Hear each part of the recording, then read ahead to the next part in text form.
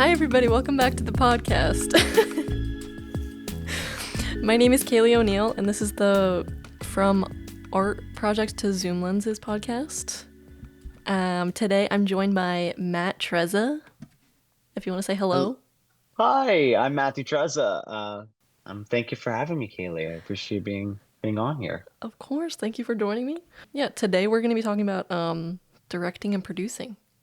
So, Matthew is a third-year film student at my university. You're graduating next year. hmm Is your concentrating directing?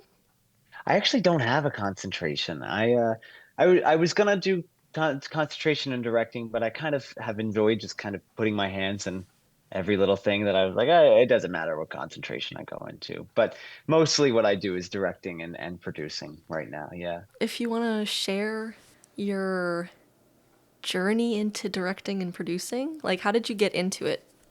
I've been doing film for a while now. I when I was like a little baby, I was really into theater.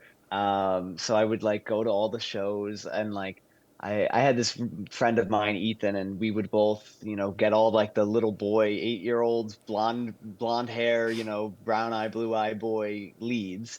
And then at a certain point, like my blonde hair started fading and he started getting taller and I started to stay the same height. And he started getting some of the more of the leads. And at a certain point, I was getting like very angry about that. Not even angry, just kind of like upset. Like I was getting frustrated. I was like, Ethan's getting all of it. Mm-hmm. And then I kind of got like into this of like, he is a great actor. And so then I started being like, might as well use it. You know what I mean? Like Yeah. if I can't act, then I might as well just make it. And so I started taking like all these like notes from like reading these like these I would audition and be in the plays, but then I would try to make like little films about the plays and musicals that I would do. And then I would use my theater friends who were in those shows to like make these little skits and YouTube videos and whatever. And then I kind of just fell more in love with that realm of things, like the behind the cameras. It was like I got to play all the characters all at once by writing, like directing it. You know what I mean? Like Mm-hmm. I got to have a little piece of myself in each of these characters rather than just playing, whatever one lead or one supporting character. I got to kind of be everybody. And it was like very fulfilling in that way. And it got to teach me a lot more about acting and a lot more about like understanding who these people are and if you look at my films, they're very theatrical, like in Mm-hmm. their nature. Like that's just my roots. That's just what I love. So it kind of goes from there. But yeah, all from theater and from when I was a young age. But I think I started really filming around probably 12 was when 10 years old is when I made my first little film. And then I started like making short films around 13, 14-ish. That's awesome. But yeah. So yeah, when you got to university, you kind of not like always knew, but you kind of already gravitated towards like those roles already. Yeah, I kind of had like a track on mine. Like I knew what I liked doing. I wanted to come to school here, particularly just because I wanted to see like the hierarchy thing that I wasn't able to get being alone. Like Mm-hmm. when you're filmmaking Yes. like those younger years, you're just kind of Doing alone. everything at once. Yeah. So it's just like a free for all, but he being at school and now working with creatives who are more like-minded, like you meet people who only like doing one thing. And Mm-hmm. now that takes so much weight off of me and also makes your productions better because now you get to meet like-minded individuals. And that's now what I'm really falling in love with as producing is to like kind of know what people are good at and what they like doing and what they're best at and how to not exhaust them of that like that ability and their utilization and like how to get a product from all these people of different experiences and I don't know, it's such an interesting like collaboration of the arts. It's so cool. In terms of directing, do you think you'd want to be like a auteur director, or do you think you want to be working within like a bigger production company, or like do you think you'd want to work within bigger production companies or more like short films in the future? Hmm. I feel I feel like like most directors always want to have like their stamp. You know what I mean? Like that's kind of why the art tour, like being like this is your own piece of work. This is what identifies you and your collection from, whatever as your own. And I think stability wise, like just lifestyle wise, I'd love to be in a place where I could just like Hmm. have a job that's secure, and I would love not even secure, but more secure, where I could just get to direct whatever and they tell me what to direct and I go and do it. Hmm. But I think more emotionally, spiritually, whatever, creatively, like what I want, I think it would be more along the lines of I want to be able to know what I want to create. Like I want to be able to have the abilities to create the things that I want to create. You know Hmm. what I mean? You want that Whether, director's cut. yeah, I Yes. want that. I want like and like just that satisfaction of seeing something that you like that lives with inside of you. You know what I mean? Like when you come up with an idea or like are passionate about idea, like it like grows inside of you for the months and years that you're thinking about it, and to like have that experience of like raising it and growing with it. It's like it's just not something you can get working in a production company, I don't think. Like I don't think you can build the same affinity to a project if that's where your path you go. But I don't know. It's very tricky. It's Hmm. like, you know, What do you find the most important characteristics to have as a film director are? I think I think flexibility is usually a big thing. Like I think there's going to be so many things that change and give way as you're doing anything always. And so just being flexible and optimistic. I think those are just some like very important features of just people who you want to be a person on set that people can look at and be like, okay, this is going to be the person to give us the solution to whatever problem we're facing. Oh, Hmm. the actor can't show. Oh, there's no storage left on the drive. There's no whatever. Like we lost a location. Whatever the problem might be, like you just have to be the person that can hold the fort down. So I don't think you need to be like a hard ass Yeah. or like I don't think you have to be like just kind of like this is going to be the way it is and this is there's no way to do it any other way because this is the way I decided it and this is the script. Like I don't think that's productive. I think there you have to be flexible and willing to let the project like mold as it goes, and to be like a problem solver. I think that's like the most important thing. Hmm. No, I totally agree. Because, like, you have to be understanding, but still firm in your decisions. Because, Yeah. like, you kind of have to come to, like, sort of a compromise with people a lot, especially as, Hmm. like, a producer. Because not everything is going to go according to plan. So you kind of just have Never. to. You can't if you keep too rigid with it, you're gonna break. Like your plan's like gonna fall apart completely. Yeah. Yeah.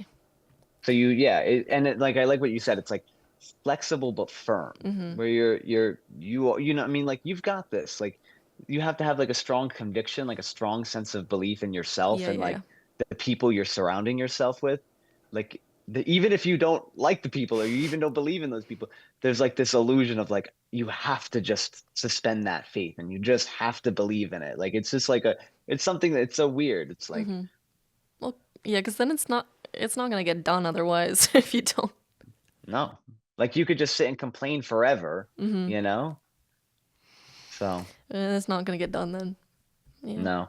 Yeah, it's I was just watching like a video. It was saying like you can the person who sits around waiting for perfection is just going to still be standing there when you come back, like because it's you're never he's never going to get it. I don't know the exact quote, but it was something like that, or it's just like you can just stand there and wait for the perfect shot and the perfect setup and the perfect performance, but at a certain point you gotta accept what you can get.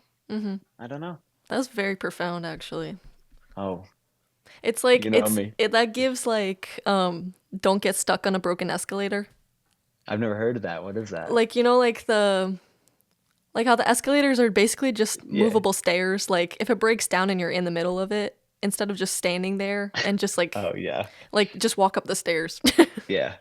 I think of yeah, it's like the Uncle Grandpa effect. Did you ever watch that scene? It's the only episode I watch. Is what I think about. Yeah. Okay, then I do know that reference. Okay. This is kind of a funny question. What are your thoughts on the direction to quote act sad? It's like probably the worst thing to just say like, "Oh, just be happy." Yeah. it's like there's no, well, because there's such complex emotions. Like Hmm. they're just so like be happy. There's a billion things to be happy about in a billion different environments and situations. Like I really I don't hey, if depending on what you're producing, maybe I could see it. Like if you're just doing something quick and shallow and you just got to get in and out, but in like a narrative, I don't think that would fly. Like I don't think Like the telling actors the would let that actor, fly. yeah, no. Like if the actor's like asking you on a on to direct them on how to do it, and you just say, just act sad Yeah. and Yeah, go. just go. Like no, that doesn't do anything as an actor. That never did anything to me Hmm. either. Like and so like there was a I had this director back in high school and he was just like this big macho guy. I loved him. And like he did look nothing like an actor. He looked like Johnny Bravo. So he's just like the big guy, little legs, and he was like this full-on athlete and the way he talked about like performances was almost like an athletic thing. And I kind of like have weirdly relayed that. I'm not like an athletic person in any capacity, but the way that like he described like performances, like you're kind of building up this adrenaline inside yourself. Like every time you're going to do something, you have to like even being sad, like even though there's no adrenaline to being sad, like even if you're sobbing this scene because you lost somebody, there's certain like this build up that you have to kind of like Hmm. let grow inside of you. Like Like the when you're energy. yeah, like when you're Hmm. running too, like if you go on a run, you feel that like your heart bump. And so like finding a way to get an actor there, that is the point. It's not to like give them the end goal. Like the end goal is be sad, I guess. Like the and you want to like somehow rile them up in ways that to like describe it to them and like be vulnerable yourself. Like how are they going to understand what they are supposed to do if you can't let yourself be vulnerable as well and say this is like I've been here with you, I know this feeling with you, like and just explain to them like this like through director and character, not even director and actor, like director and directly to the character. It's I don't know. It's like how do we build that adrenaline within you and like Hmm. get that? I don't know. Right. Well, that was actually going to be my next question. I was going to ask if you had like a certain process, like in terms of like going about like working with the actors as a director and like getting the a Yeah. good performance from them. I think I think people have said don't do this, but I do it all the time. I'm very like a oh, you know, I'm thinking it should be something like this, and then I would like kind of perform it in like a way. But like I think people tell me like not to do that too because it kind of also isn't a good method at all. Hmm.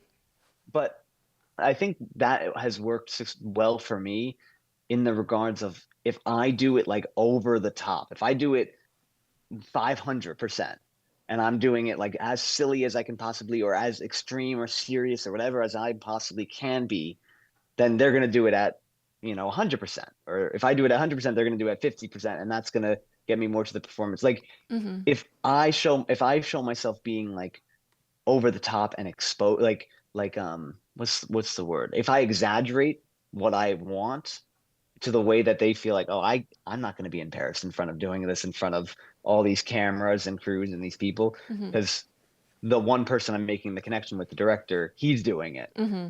Um, that's worked for me. Again, like I said, my one of my acting director I've always worked with for many like for so many shows was like just this physical guy, and there's just something physical about like learning motions and ideas and character motivations and like physically being moving through your spaces and like getting that feeling up. That's always been my like my go-to is like how do I get these actors moving, how do I get them from just looking at the script to like moving around and feeling like they're getting in their bodies and their spaces. But Hmm. yeah, I don't know. I don't really like the things where it's like think of your dog dying. I don't think I've ever really liked those either. That's like reminded me of your be sad moment. Like Yeah. I don't know if that works for me very well. that, What would you do? that is Yeah. interesting with like the percentage. Because that's the thing, like, that's why I'm not really a director, just because I feel like I kind of struggle to, I guess, sort of direct the actors in a way that, like, I guess, like, if I were to do it more, then I would get better at it. But, like, I guess I think that's really interesting, like acting 500% so that they act like 100%. I kind of struggle in a way of like, I know how I would do it, but I don't want to like make them interpret it the way that I interpret it. Because like I Hmm. feel like if you're with a good actor, then you sort of they know how to develop going from themselves into that mindset, like of the character's Hmm. mindset. Like I would want to trust that they know how to interpret it themselves. Yeah. Like if it's my film, like if they read the script, they would I want to trust that they know where to go with it. Yeah. Or even like it might be just interesting to see how they interpret it. Hmm. I think it's like a conversation. Like I think that's like this thrill that you get with like working with performing arts and like with actors and stuff is like there's a certain conversation you need to have, especially if you've written the script, you know? Like Mhm. how do you sit down with your actors and say what do you feel like is happening right now? Why do you feel like what do you feel like your character's motivation is? And then that's I think like a really simple, like a really interesting way to like understand who your actor is and who they think they're putting on and kind of catering that and like sometimes they make great suggestions like as an actor like they see a character that you might have not seen because you've been sitting through pre-production and Right. worked for so long that you just don't think about it and sometimes you go with that like sometimes you just say like I love it and then you have to go with it because there's no other option but that Mhm. um, but it's a dance. It's a weird dance of just like going, listening to them and like, but also like showing them who your soul was when you were creating these characters and who you're imagining these characters to be. Mhm. I don't know. Do you have any favorite directors yourself or people that you like kind of take inspiration from? Yeah, I got two directors that I really love and like really respect their works. And they're very weird. They're my weirdest takes. Because I usually I prefer the film over the director kind of thing. I don't normally follow whatever, but I think the one filmmaker that I think is one of the most fundamental like I just love Charlie Chaplin. Mm. I think Charlie Chaplin was such an interesting again like theater background like I relate to his work again like as like a performer, a vaudeville actor, but also as like a filmmaker, a producer. I mean, he was this brilliant business owner of like setting up the artists, him and like the other four producers, like other filmmakers at the time, setting up like the artists I forgot the American Artists Association, I believe it's called. I forgot whatever their production company is, but like Mhm. they started some of the first like independent filmmakers because they were making stuff and they were like we are these collectives, we want to keep making it. And so like him as a filmmaker, understanding the character, understanding story, understanding performance with himself, while also being able to say, like, how do I profit? How do I make a business off of this? How do I show the world this?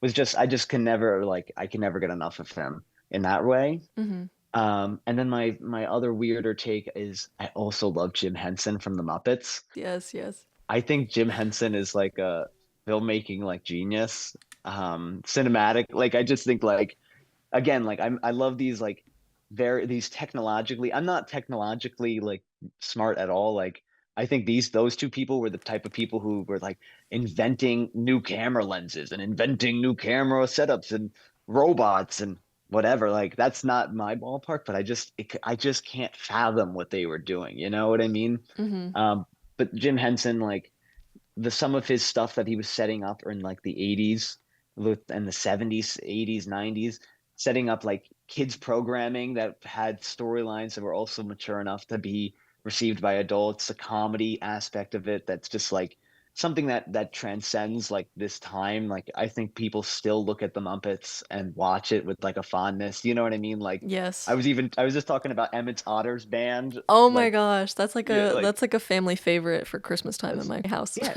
it's like it's somehow like his ideas of what story could be and like how it was told and I don't know. I just think he's got this idea of nostalgia and comedy It's and like timeless. it's timeless, yeah. And just like when you look at him like as an inventor too, I think it's really fascinating. Like the robots he would build and the things he would do for his vision is really just admirable. What he fought for like Sesame Street and the Muppets and stuff like that is just like really profound and really awesome. I think he's a really underappreciated filmmaker because he does kids shows. But No, the Muppets hold such a special place in my heart. On that note, do you have a favorite Muppet? Because this is a very yeah, important topic to me too. I'm a Gonzo man for the rest of my life. I think it's very basic. If I was going for something more like I don't know. I can't something about Gonzo being this like misunderstood kind of this character, you know what I mean? Just like this long-nosed, schlop. I just love him, and like the Don Quixote kind of character of a character who dreams this impossible dream of being like a stuntman. It just always will get me. Like he's so funny. He's so perfect. What about you? What's your go-to Muppet? Why do you say it's very important, so it has to be you have to have like a I mean, I sort of love them all in a way. I'm a big Kermit fan. That might be basic. no, no, no. He's the goat for the reason. Like a Yes. reason. Like don't play with me now. But I have a theory that I have a theory that everybody looks like one sort of Muppet. Hmm. Like Okay. there's a Muppet out there for everyone's look. Okay. And it might be like somewhat obscure sometimes. Like Yeah. you might not know what it is, but like I feel like it's always there because it's such a broad universe also. Yeah. There's a Yeah. Muppet for everybody. That's a really like, I mean, that's a very touching idea. And again, like, just shows this timelessness of this. Like, forever, you'll find yourself there. You'll find yourself in characters who aren't even characters. Like, how do you perform with a puppet? Like, there's no, like, asking about how to make a puppet sad. Hmm. What? It's like, I mean, that's insane. It's batshit. Like they I don't give know. life to these, like it's just fabric, but they give like life. Like Yeah. to me, Miss Piggy is real. Like I see like the Yeah. interviews and stuff that they do with her, like her on Martha Stewart. Well, she's really Yeah. there. Like there's not a guy under the table. That's not No. real.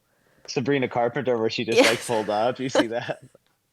Like it's honestly it makes me sad when they show the guy doing like the puppeteering. Like it like takes the magic out of it. Yeah. I mean, it is really cool because they are very talented puppeteers. Hmm. But like there's so much magic in that. As a question for like producing side, do Yeah. you think like since you work within both roles on different projects, do you think like your experience from each role kind of plays within the other? Like when you're producing, does the techniques that you use for directing sort of play into your job when you're producing and like vice versa? Yeah, yeah. I would think so. It's an interesting thing to do producing after directing for so like long because like or I guess I've always been like producing my own stuff, but it hasn't felt like that. But like Mm-hmm. to produce something that's completely not your own, it's like it's a weird like disconnecting feeling. And I think it was kind of like what I was saying earlier, like I apply these elements of like when you work with actors, you kind of can learn their strong suits. You can learn what, people are how comfortable they are on camera or like how far you can push them. Like some actors just aren't like they can't do that, like Mm-hmm. certain things. And that's completely fine. Like this is how it is. Um, and so you find these people who work with you well and whatever as a director. And then as a producer, I think the similar like finding the skill of like what I was saying, finding having the skills to look around and instead of doing that to actors, you do it to the crew Mm-hmm. and you do Yeah, it yeah, yeah. to all of those elements of things. I think it's just like I think those are very like the similarities I've most found with it of like you're working still with people. Like as a director, the whole reason you're doing this is you want to work with actors. You want to work with people hands on. And as a producer, you're doing the same thing, just with a different type of person, the Mm-hmm. film crew people, or the location sets or like whatever, like different people entirely, but the same kind of interactions. Yeah. I think that's where my biggest similarities from. I agree with that. Also, just because whenever I tell people like I'm into assistant directing, like producing. The way that I Yeah. describe it to people is like it's not directing, like director as in the sense of not directing the cast, but directing the crew. Yeah, exactly. Um, Yeah. yeah. I don't see as much with producing into directing. I don't see as much like similarities. Like I don't know. I don't know if you do you know what I mean? Like I don't know. I don't know if you see anything, but like I don't really know. Like Yeah. as a producer, what do you bring into your like what you're directing as a crew? I don't know. Because I feel like producing is so business side of Hmm. like things. So like it doesn't, unless you would be like, well, that's showbiz. That's the Yeah. business. Now Yeah. act. That's the direction. Yeah. Yeah, we go back about 100 years and Act sad. everybody's got yeah. Yeah, Hey, I said, come on. What are we paying you for? Yeah. exactly. All right. Well, okay. Let's get into the different films now.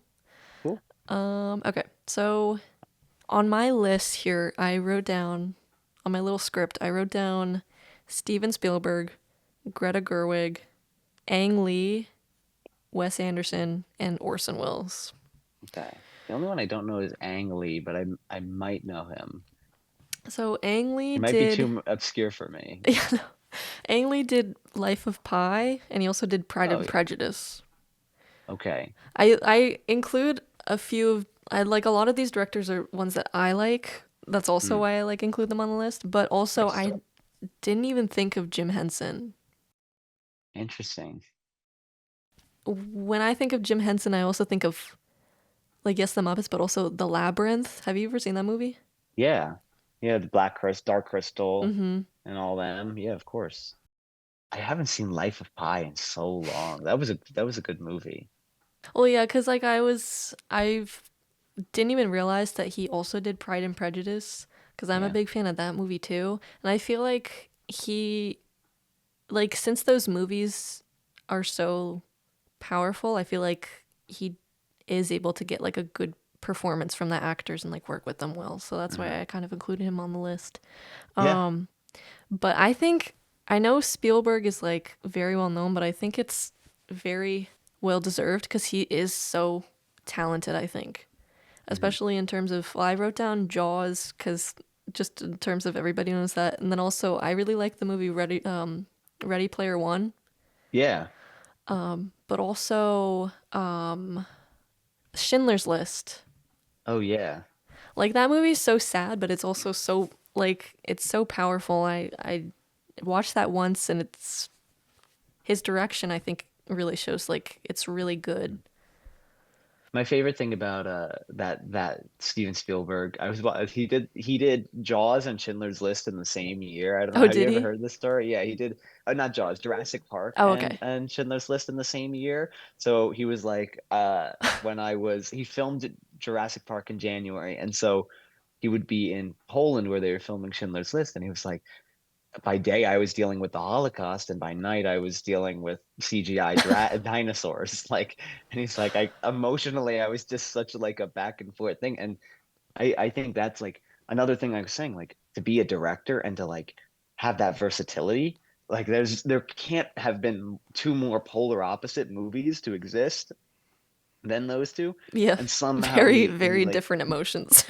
yeah, and yet he nailed them both perfectly because he had this like this strong vision. He had this strong conviction, and like while he was dealing with the problem solvings and the flexibility of like figuring out CGI and Hmm. the puppets and everything from Jurassic Park, he still was also handling coolly the pole like the Swin Schindler's List. It's just like it's just nuts to me, like to have Hmm. that much control of yourself. Super cool. Yeah, he has like a good vision, like you said. I feel like he's able to very well translate what he's envisioning and make it like tangible. Hmm. Like he's able to like translate what he's where he wants the story to go like very well, which I think is Yeah. why he's so good at what he does. In terms of like the emotion, that made me think, you know how actors sort of immerse themselves fully sometimes into the role where like it takes them like a while to get back out of it after they're done with it? Do you Yeah. think that that also We're saying that you sort of act yourself out for the actors for the different movies. Do you think it would probably, it's kind of like the same thing in a way? Yeah, without a doubt. There's this musician I really like. His name's Adam Green, Mm-hmm. and I don't know, he was in this band called the Moldy Peaches, and he drops this quote a lot about filmmaking and like making movies or like just making art at all. But when you come up with an idea, where you get involved with an idea and you kind of spend the next couple of months, like I was saying, you grow and raise with it, but you're kind of going through labor, and so like it's like this thing, this living thing. And at the end of it, like you kind of give birth to it, and then it's You have to let it go. out to the world. You have Yeah. to let it, you have to. And Mm-hmm. sometimes you get postpartum depression. Like sometimes this is like hard to let go and like because you don't know what to do. Like Mm-hmm. where do you go from here, whatever. But yeah, like I completely think like when you are in that world of like your that total art, that they people talk about like becoming immersed in your total art, like Flow state. yeah, when you're in that flow state, like Yes. you can't like like it's really hard to not think about those things, Mm-hmm. and it's sometimes terrible. Like I and it's like sometimes in a rough way. Like I think about like even Tick Tick Boom, like that when people were watching that in like 2020, like even that element like showed that like you just can't like sometimes you just can't stop thinking about it. Like Mm-hmm. you just do that. Like, but I think it's hard. I think it's possible, but I think it's hard to not Yeah. if you really care about the project, of course. In terms of like a film being someone's like child in a sense, I always think back to film one when the professor he said like especially while editing, it becomes your baby and you don't want to hurt it, so you get scared to like cut things out or like make it Yeah. shorter because you like want to hold on to everything. While I'm editing now, like I still like think about that because it is true. And also I feel like it's the same thing with writing. You don't want to Hmm. like cut anything Totally. out and like get rid of it. So yeah, like it does become like, especially if it's your own material, it's very hard not to get attached to everything because you work so hard on it. It's really, I mean, like you really have to like disconnect yourself in certain spots. It's really difficult to go from being the writer to the director to the editor. Like Mm-hmm. it's just like you're going through the full stages of it, Like Yeah. I didn't know what the joy of if I enjoyed. I did my first not I directed it, but I didn't write it, I didn't edit it, but I directed with for Martini. Mm-hmm. And it was such like a bizarre experience because like I felt like I had no control. Even though I controlled the production, like even though I was the director, even though I did having not having the ability to like do all those things felt so hard to like to like for the first time this experience. It's like I'm like, oh my God, like I guess I'm just chopped liver now. I'm done with the production. Like they just You like feel like I that's need how it to be is. doing something right now, like something feels Not like at you're just all. so used to doing a lot of the like bulk work of it, you know. Yeah. I sort of feel that way in a sense of like I when I'm only editing something and like not working on set, I sort of feel a little disconnected from it just cuz that's why I kind of drifted away from editing and went more producing just cuz I like working with like people so much that it's like being on set itself is like the experience of making it is like a part of the story, I feel like. So, Yeah. I completely agree. but I also Wes Anderson is also a big one for me. Just in terms of like his creativity is like off the charts, I feel. Yeah. Like there's nobody else that's doing anything like him. Mhm. He like it his work kind of feels to me like he takes like a cartoon and makes it tangible, which is so cool. Yeah, he really knows how to, and he again, like he has such a strong vision, like seeing his storyboards too for like Mhm. Grand Budapest and stuff. It's just like So he accurate. knows, yeah, it's Yes. so accurate. It's like, well, yes, he does stop motion too, but like it is stop motion to a degree. It's just like his films, like his movies, like live actions, are just like it's unbelievable his attention to detail. Yeah. Crazy. Going from like Grand Budapest and like the way that the actors go about in that is very similar to like Fantastic Mr. Fox or like the Isle of Dogs. Isle Like of the Dogs, way that yeah, they just like move, it just looks like it's yeah. like they took stop motion and rendered it into Mhm. like video game Into graphics. the yeah. Yes. he somehow like, and it's like that to me, like I feel like Wes Anderson like it has like stands out and similar to like that auteur of Mm-hmm. like when you can go to any, I could show you any frame from a movie. I could randomly And you'll pick know. a minute, you'll know. Mm-hmm. Like and that's like that is something that is so far and few between. Like I think Stanley Kubrick has Mm-hmm. that. Like I think I could go to a Stanley Kubrick film. I think you can get that. And I think like I don't know, like I'm sure there's other filmmakers like that. Like, but I still think some frames might be like missing something. Some like, but Wes Anderson, every single movie of his is like you know that's his staple, Mm-hmm. and he's not gonna change. I don't want him to change. I know what I expect. Like I love it. All right. Well, I think that's all I've got for today. Thank you so much for joining me today on the podcast. It's been lovely talking to you. Thank you guys so much for watching. This has been another episode of the From Art Projects to Zoom Lenses podcast. My name is Kaylee O'Neill, and I was joined today by Matthew Treza. And we'll see you in the next episode. Bye-bye.